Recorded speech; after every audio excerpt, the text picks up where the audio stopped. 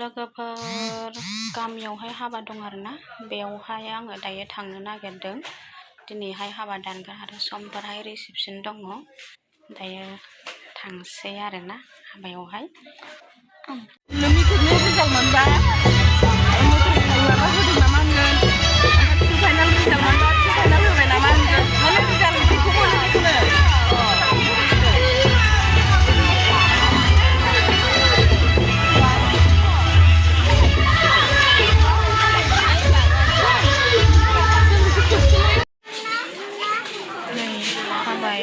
मोनफैबाय आरोना जैग' होनो नागिरदों बाबामोनबो सफैनानै दङ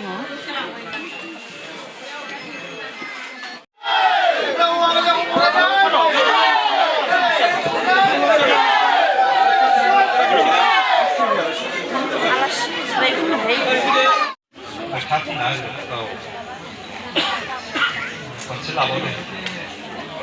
खेबखांनानै आसि लायो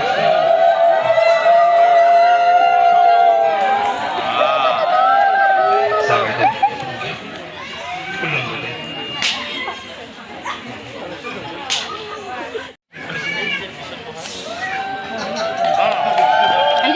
खाथियाव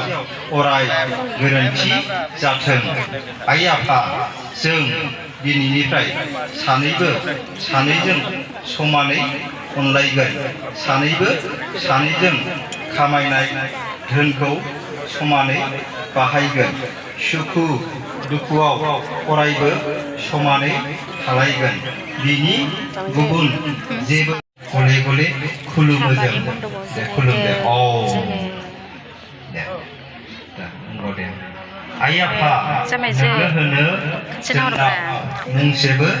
मुवा गैया बे नुनायमानि मुवाफ्रा नोंनिनो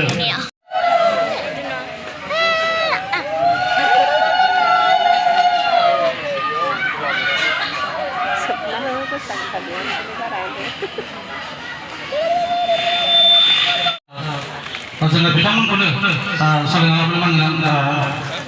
फोरमायथि बसुमतारी बुंनो दङ बेसेबां मिरु एबसुखौ खेबसेयैनो बोरखौ सारस्रिनो थाखाय खावलायबाय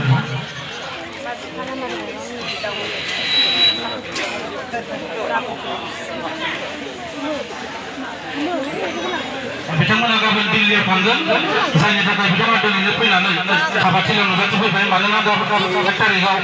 जोंहा दिल्लीयाव गिदिर मोनसे हाबाफारि दङ बड'फा उपेन्द्रनाथ ब्रह्मनि मुङै 835 मिटार लामा बेखेवगोन आरो बड'फानि मुसुखा बेखेवगोन दिल्लीयाव बेनि थाखायनो मिरु एबसुनि गासै बिबानगिरिफ्रा गाबोन दिल्लीयाव थांजोबसिगोन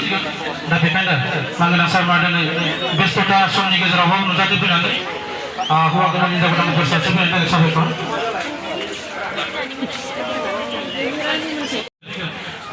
बिटिआर खुंथायनि मावफुं सोद्रोमा इएम रौता समष्टिनि मानगोनां नीलद स्वर्गयारी सार जोंनि गेजेराव दंफैयो डक्टर नीलद स्वर्गयारी सार दंफैयो सारखौ खावलायबाय आरो बिथांजोंनो फैफानो हानाय जोंहा बिथांनिनो लोगो मावख'गिरि मानगोनां तुमन ब्रह्म मानगोनां बिथां आरो बाबुराम बसुमतारी मानगोनां बिथांमोनखौ आङो फैनानै मानखौ बाफैथाय खावलायबाय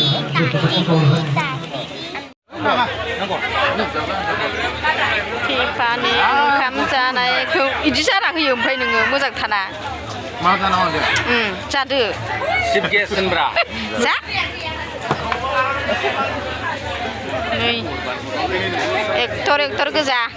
साथामबो एक्टर